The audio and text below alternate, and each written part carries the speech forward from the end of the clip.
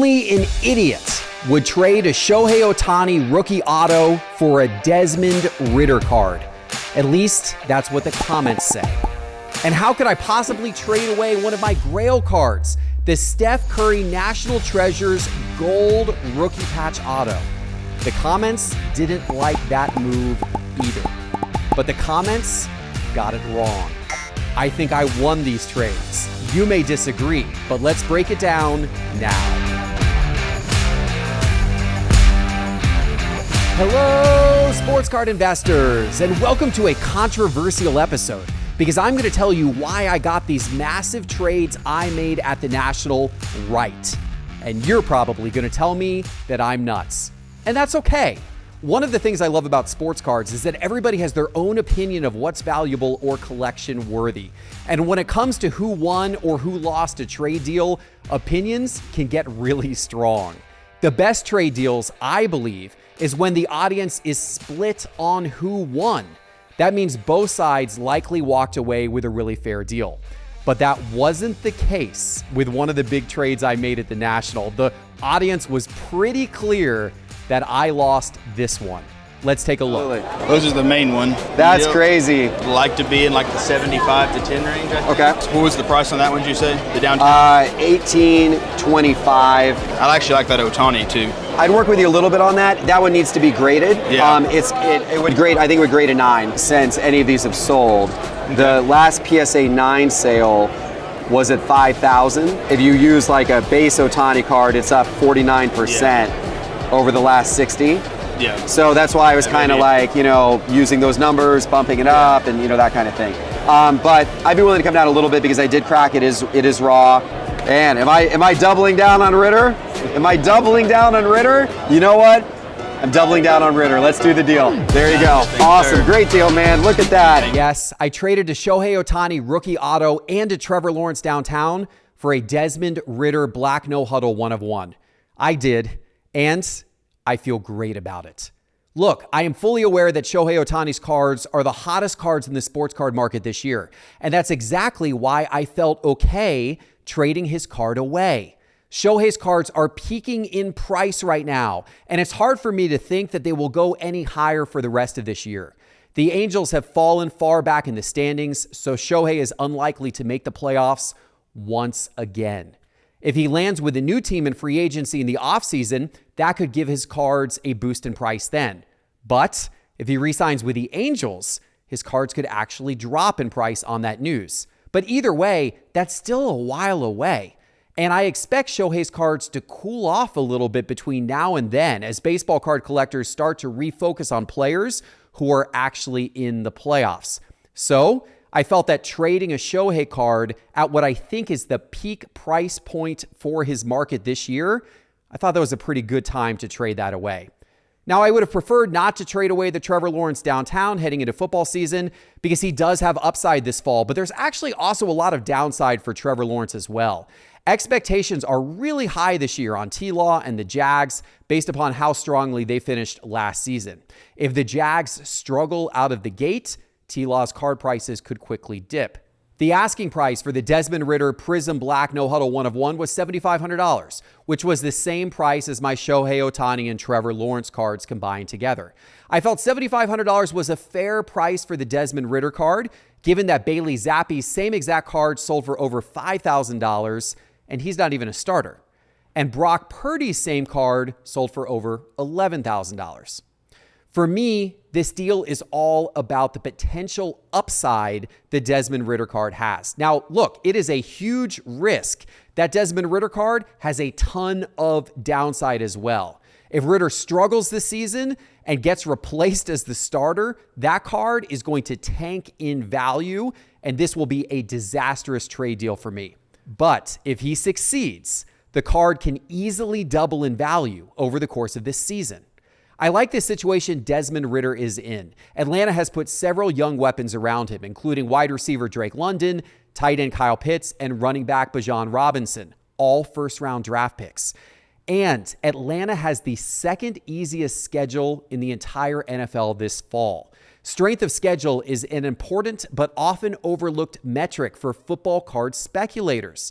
Atlanta plays the Panthers, the Packers, the Texans, the Commanders, the Bucks, and the Titans in the first half of their season. All very winnable games. Ridder has a legitimate chance to win several games early in the season simply because he's facing easier competition. And if he does, Ridder's cards will likely catch fire in the markets. And look, if that doesn't happen, there's still a saving grace for me. I live in Atlanta and I'm a Falcons fan, so that Ridder card can always go in my personal collection. Either way, I'm happy to have it. And there's one more thing too. When I look closely at the card at the National, I thought to myself, I think this card has a chance at a PSA 10 if I were to grade it. Now, it's generally hard to get a gem mint grade on a black 1/1 card, but I thought that this one had a real chance. And guess what? I just got it back from PSA. It got a 10/10. Card grade of 10, auto grade of 10, and I could not be more thrilled. So that's why I did the Desmond Ridder trade.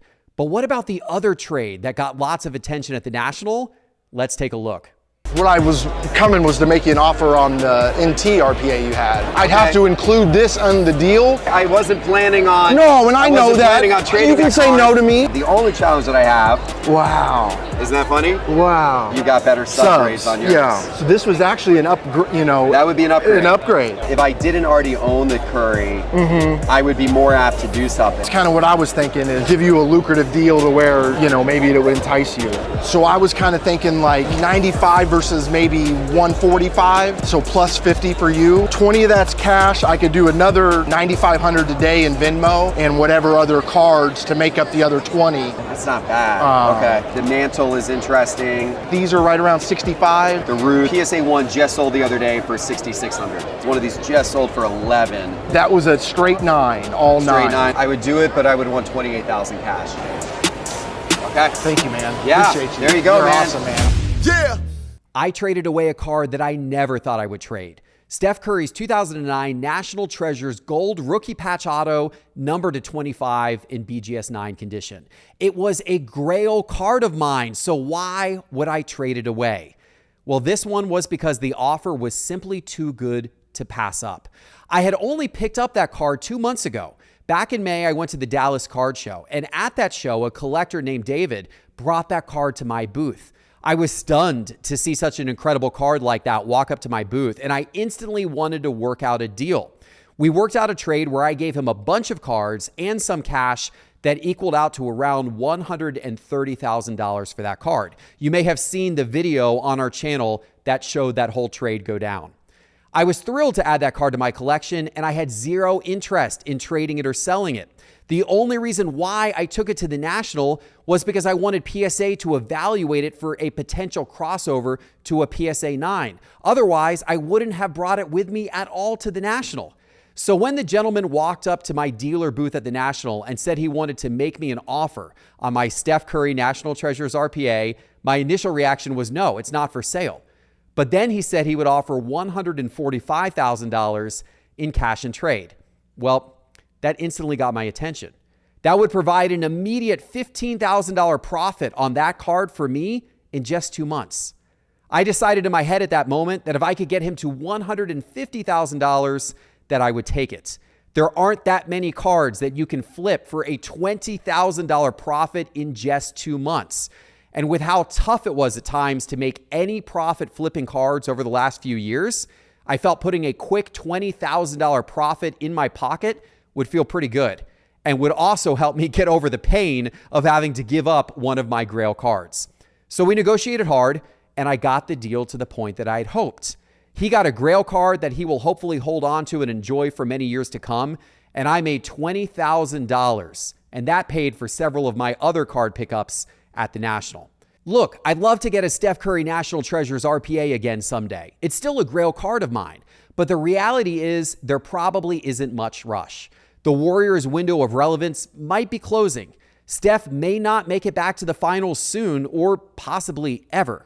And while I think his cards are a very solid long-term investment because of the success he's had in his career thus far and his popularity on and off the court, I'd be surprised if his cards have another price spike moment anytime soon. So what I'm saying is I have time to find that card again. I may have to be patient because they don't come up for sale a lot, but I do think I can find that card again in the future and possibly pay even less for it than what I just traded it away for. And in the meantime, I'm quite happy having taken that profit. Now, I also have an update on another huge trade I did at the National, this one from Trade Night. Two leading MVP candidates right now in Ohtani and Acuna. On-card autos on one card. There's an out of 5 and an out of 10, and this is the only True Gem Plus. There are no PSA 10s. How did you come up with a $25,000 on that card? The raw version out of 99 sells for $4,400 raw. Okay. What's recent on the refractor Curry? Let me see where that one's at. Here are the last 5 sales of it. How much is the Trout? I'd say it's around 1,500 maybe. So it has one higher than one higher recent sale on it, I guess.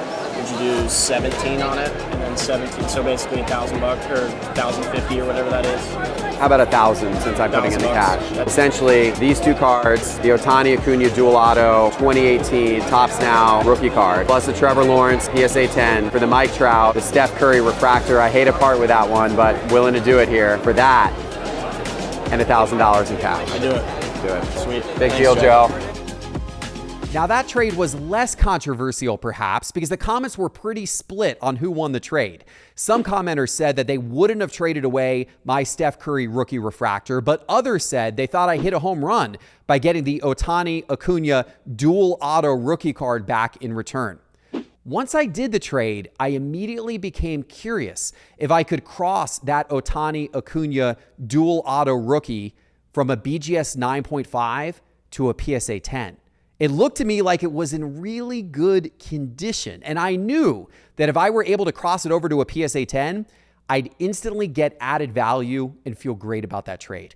So I took it to PSA at the National, paid a really hefty grading fee, and boom, PSA 10 card grade, PSA 10 auto grade, dual 10s on that card, which I am absolutely thrilled with.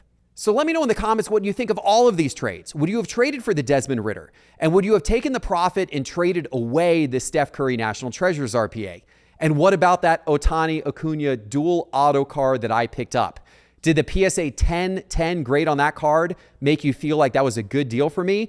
I am super interested to read your comments and hear what you have to say, good or bad. I love hearing from you.